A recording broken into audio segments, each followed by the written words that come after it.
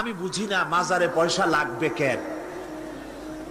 মসজিদের পাশে দান বাক্স থাকতে হবে, কারণ মসজিদগুলি এখনো গভর্নমেন্ট চালায় না।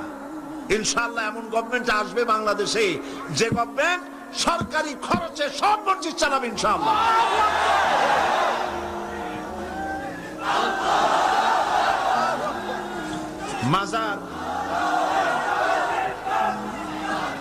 মাজারে চান্দার বাক্স কেন, মাজারে পয়সা দেব কেন, এই প্রশ্ন বুদ্ধিমানদের মাথায় আসা উচিত।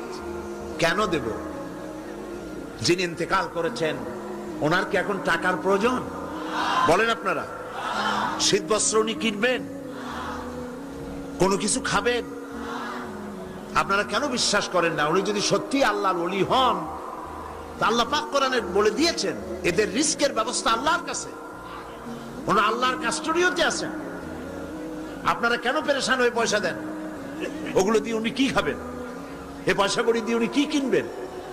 এই পয়সাগুলি মাজারের মুতাল্লি যারা আছে, কমিটিতে যারা আছে, অধিকাংশ পয়সাগুলি দিয়ে তারা ট্রান্সপোর্ট বিজনেস করে, এক্সপোর্ট ইম্পোর্ট বিজনেস করে, কোটি কোটি টাকার মালিক হয়েছে আপনাদের পয়সা দিয়ে। আর আপনি শিরক করেছেন ওখানে পয়সা দিয়ে।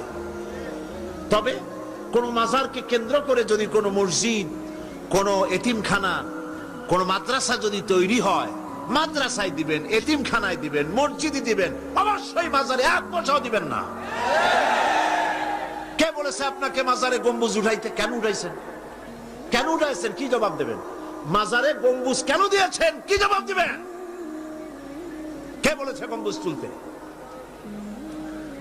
পীর সাহেবদের কবরের মর্যাদা বেশি না সাহাবাই কেরামদের কবরের মর্যাদা বেশি? মদিনা যায় দেখতে পারেন না? সাইয়্যিদুশ শুহাদা হযরত হামজা রাদিয়াল্লাহু তাআলা আনহু, দুনিয়ার সব ওয়ালি আলেম ওলামা যদি এক জায়গায় হয়, হযরত হামজার একখানা হাতের সমান হবে? হবে? সেই মাজারে তো কোনো গম্বুজ নাই। হযরতে ইবনে মাসউদ রাদিয়াল্লাহু তাআলা আনহু, হযরত ইবনে আব্বাস রাদিয়াল্লাহু তাআলা আনহু, হযরত আবু সাঈদ খুদরি রাদিয়াল্লাহু তাআলা আনহু, হযরত উসমান রাদিয়াল্লাহু তাআলা আনহু, অন্তত 10,000 সাহাবীর মাজার তো জান্নাতুল বাকিতে রয়েছে। একটা গম্বুজ নাই, একটা চাদর নাই, একটা আগরবাতি নাই, একটা মোমবাতি নাই। আপনারা কেন এইসব করেন? কে কি বললো আপনারা কেন শুনবেন? জেহেন সাফ করে নেবেন। কোরআনে জানাই, হাদিসে জানাই, মানি না, মানব না। ঠিক কিনা বলেন? কোরআনে জানাই, হাদিসে জানাই, এই কথা বলার জন্য যদি হিন্দুস্তান থেকে কোনো পীর আসে, মানবো তার কথা? যদি পাকিস্তান থেকে কোনো পীর আসে, মানবো? যদি চীন থেকে, সৌদি আরব থেকে কোনো বুজুর্গ আসে, মানবো? সাফ কথা।